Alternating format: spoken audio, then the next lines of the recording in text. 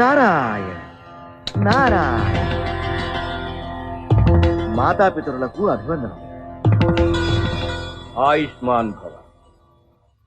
ఎందుకు వచ్చావు నాయన? ఎవరైనా ఇంటికి వస్తే ఎప్పుడొచ్చావు అని అడిగే వాళ్ళని చూశాను, కానీ ఇలా ఎందుకు వచ్చావని అడిగే వాళ్ళని మిమ్మల్నే చూస్తున్నాను. తమరు మామూలు వ్యక్తి కాదు కదా, మీరు వచ్చారు అనంటే ఏం కలహాలు పెడతారోనని భయం. ఊరుకోండి మీరు మరీను. ఏమి నాయనా కపాలం పట్టుకుని తిరుగుచుంటివి? ఏమని చెప్పను తల్లి, తలరాతలు రాసేవారి చేతి రాతలు పెడదోవ పట్టుచున్నవి. ఏమి మా రాతనే శంకించుచుంటివా? శంకించుట కాదు తండ్రి, యథార్థము. దానికి ఈ కపాలమే సాక్ష్యము.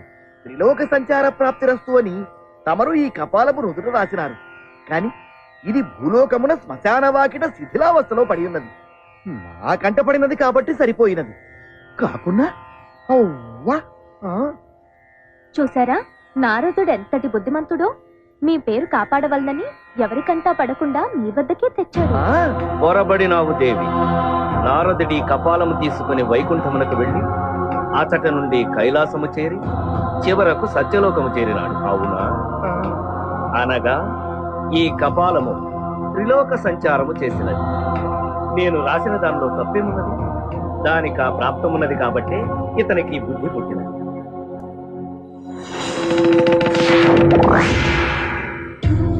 నా అజ్ఞానాన్ని మన్నించండి. ఏం నాయనా ఇంకేమిటి విశేషాలు? అడక్కపోయినా చెప్తాడు, వచ్చిందందుకే. ఏం చెప్పను తల్లి, కైలాసంలో పార్వతీదేవి భర్త శరీరంలో సగభాగం పొంది చాలా సంతోషంగా ఉంది. వైకుంఠంలో లక్ష్మీదేవి భర్త పాదాల చెంత ఆనందంగా ఉంది. ఇక సత్యలోకానికి వస్తే ఏముంది ఇక్కడ? తండ్రి గారు తలరాతలు రాస్తూనే ఉంటారు, తల్లి గారు వీణ వాయిస్తూనే ఉంటారు. మిమ్మల్ని సంతోషపెట్టడానికి వారికి సమయం ఏది? అవురా, ఏమి వీడి ఆంతర్యము? దీనికి మీ సమాధానం? పని ఒత్తిడి దేవి. పుట్టేవారి సంఖ్య పెరిగిపోతుంది, అందరి తలరాతలు వ్రాయాలి కదా. కాసేపు ఆ పని ఆపి ముందు నా సమస్యకు పరిష్కారం చెప్పండి. ఆపమంటుంటే వినరే? 10 నిమిషాలు భూలోకంలో గర్భిణీ స్త్రీలందరికీ నెప్పులు ఆగిపోవుగా.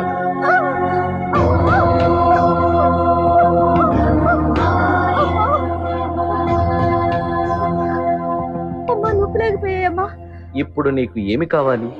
నేను చెప్పినట్టు చేయండి. ఇక నుంచి మీరు ఉదయం 4 గంటలు, సాయంత్రం 4 గంటలు పని చేయండి. మిగిలిన సమయం నా కోసం కేటాయించాల్సిందే.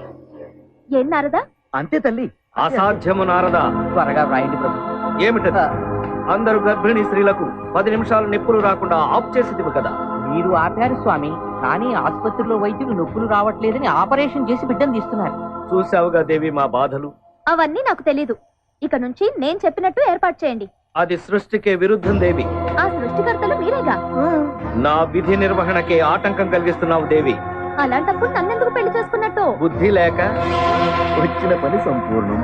ప్రభు, ఆసుపత్రిలో మరో ఆపరేషన్ జరుగుతోంది. వివాహమైన మరుక్షణమే మరణమా? ఇదేమిటి స్వామి? వివాహమే మరణముతో సమానము కదా.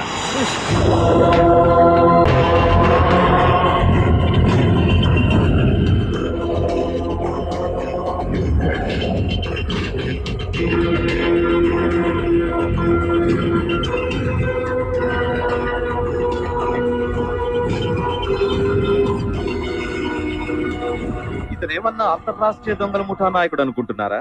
లేకపోతే సెంట్రల్ బ్యూరో ఆఫ్ ఇన్వెస్టిగేషన్ వాళ్ళు ఇతని చేస్తున్నారు అనుకుంటున్నారా? అలా అనుకుంటే మీరు పొరపడినట్లే. ఇతని కోసం వెంటపడే వాళ్ళు అంతకంటే ప్రమాదకరమైన వ్యక్తి.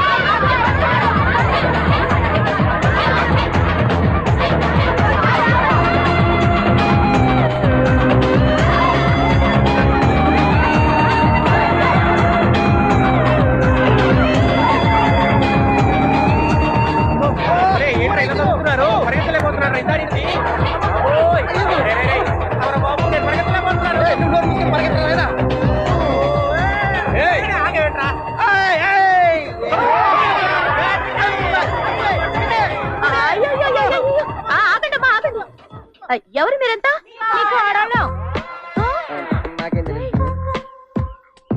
నా కొడుకు ఇంకా ఇంకా పెళ్ళే కాలేదు నా కోళ్ళు ఎక్కడి నుంచి వస్తుందమ్మా?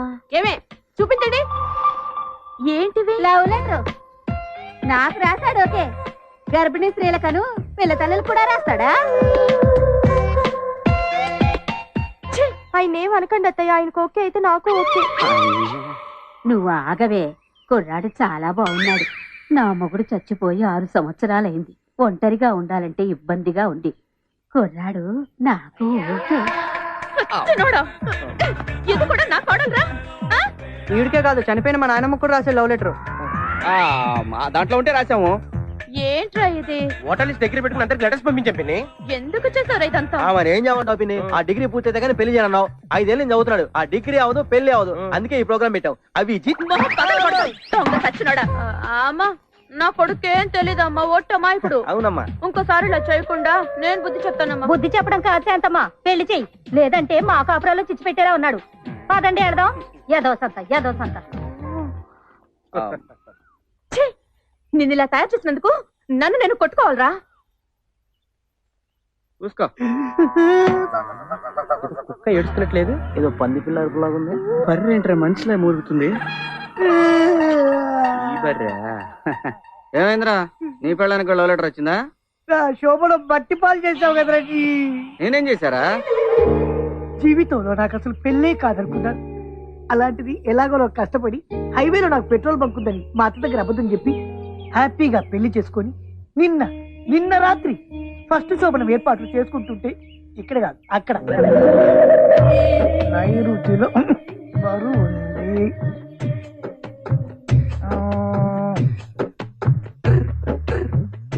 గ్లాస్ ఈశాన్యంలో పెట్టి వచ్చి పట్టుకో. పట్టుకోమంది నన్ను కాదు, మంచాన్ని. మొగుడుగా మంచాన్ని పట్టుకోవడం ఏంటండి? ఎందుకంటే మంచం పట్టుకొని ఉత్తర దిశగా తిప్పాలి. తల అట్టు పెట్టకూడదు, ఇటువైపు పెట్టాలన్నమాట. ఆ దిండి ఇక్కడ పెట్టుకొని పడుకుంటే పోలా?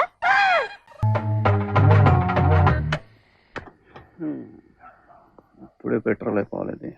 ఎక్కడ తెచ్చాడు? సోన్ బాబు శోభన్ బాబుకి ఈ రోజు శోభనం, గదిలో ఉన్నాడు. ఏమైంది? అంటే బండిలో పెట్రోల్ అయిపోయిందండి. ఓ బాటిల్ ఉంటే ఇస్తారా? బాటలు ఎందుకు? నేషనల్ హైవేలో మా అల్లుడికి హెచ్పి పెట్రోల్ బంక్ ఉంది, అక్కడ పోయించుకో. వాడు నీకు బాగా వేసాడు సోపు. వాడి పెట్రోల్ బంక్ ఎండూరు కదా వాడు. Petrol petrol petrol petrol petrol. అది మ్యాటర్.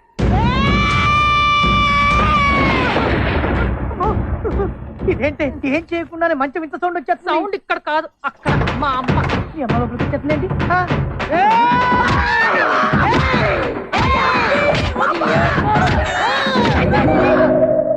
ఓ అలా జరిగిందనమాట. అవును, అందుకే నువ్వు ఎలాగైనా శోభనం చేయాలి.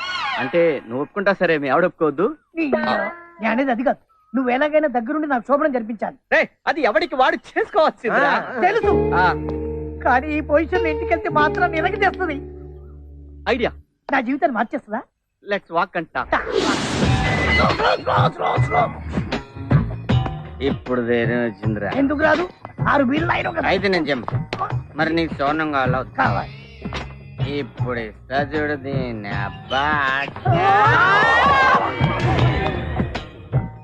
అత్త అత్త అత్త అత్త అత్త. నమస్కారం అమ్మా. నమస్తే. నమస్తే. నువ్వు మొహం మీద కొట్టు, ఇక్కడ కొట్టు, ఇక్కడ కొట్టు, కానీ అక్కడ సోమరం మీద మాత్రం కొట్టదు. మహా పాపం. మర్యాద చంపలేసుకుని మా వాడికి శోభనం చేయి. అవే మాటలు బాబు, నువ్వు చదివితే కాదంటారా? Very good. ఇప్పుడే సిద్ధం చేస్తాను. ఓకే. రండి అల్లుడు గారు. నువ్వు రమ్మంటే రావడానికి, పొమ్మంటే పోవడానికి నేను ఏదోలా కనిపిస్తున్నానా? నేను రాను. అయ్యో ఆవేశపడకండి అల్లుడు గారు, చిన్నల్లుడు. నేను వస్తే బాబు. అయ్యో అది కాదు, నువ్వన్నా నచ్చ చెప్పల్లుడు. అలాగే. ఆవిడ చూడటానికి చిన్నపిల్లలా ఉన్నా, వయసులో పెద్దది. ఆవిడ గౌరవించి నువ్వు లోపలికి వెళ్ళా. నువ్వు ఆగు, ముందు మీరు వెళ్ళండి. రై, నువ్వు మగధీరలో రామ్ చరణ్ తేజాల వారి గుర్రంలా.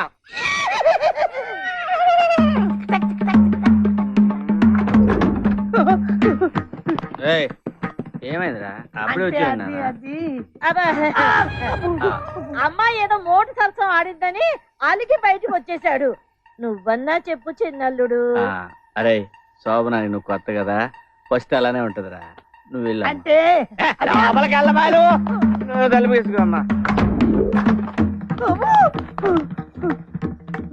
మళ్ళీ చూడరా. లోపల ఏం జరిగిందంటే లోపల ఏం జరిగిందో ఎవరైనా బయటకు వచ్చి చెప్పుకుంటారు, ఎవడు సిగ్గు లేకుండా. నువ్వైనా చెప్పు చిన్నల్లుడు. చెప్పడం ఏంట్రా, బుద్ధి ఉందరా నీకు? లోపలికి వెళ్ళు, లోపలికి వెళ్ళు. అబ్బో, వీడి శోభనం నా సాగుకొచ్చిందిరా. అయ్యా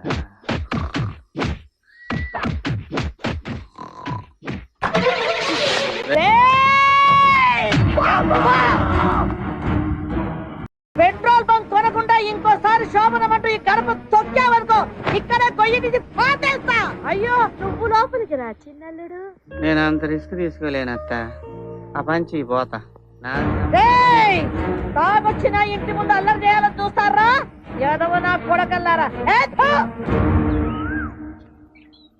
ఇదిగోండి అబ్బాయి ఫోటో, వెనకాల వివరాలన్నీ ఉన్నాయి. జాతకం చూసి మంచి అమ్మాయిని చెప్పారంటే తొందరగా వాడికి పెళ్లి చేసేస్తాను. ఇంటికి కోళ్ళు వస్తే గానీ వాడు కుదురుగా ఇంట్లో ఉండడు అనుకుంటాను. ఆ ముక్కన్నారు బేసిక్ గా ఉంది. పెళ్లి చేస్తేనే గాని పిచ్చి కుదరదన్నారు పెద్దలు. ఊరికే అన్నారా? పేరు సీను, రాహువు కేతువు. ఏంటి జాతకం? అమ్మో,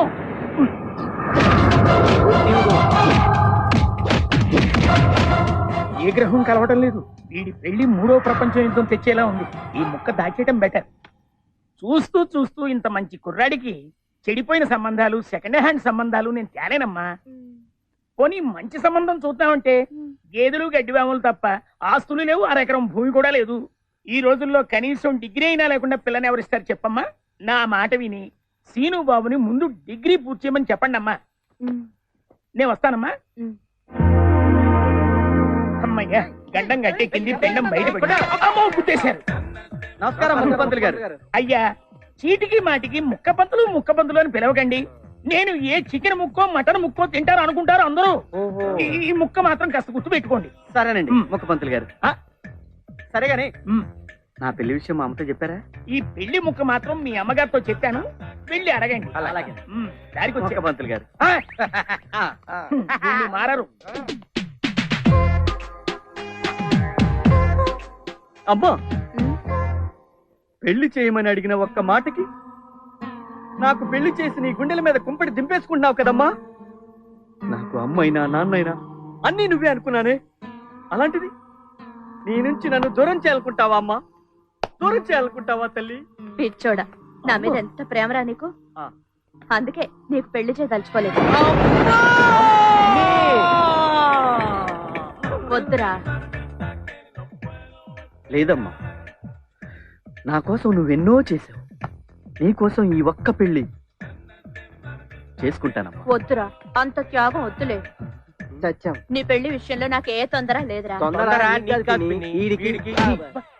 నువ్వు కాలేజ్కి వెళ్ళి ఫీజు కట్టి ముందు పరీక్షలు పాస్ అవు, వెంటనే మంచి పిల్లని చూసి నేను నీకు పెళ్లి చేస్తాను రా. అమ్మా, అయ్యా ఇది అయ్యే పని కాదు కానీ పద. ఓమ్మా, బాబాయ్ ఫీజు కడతా.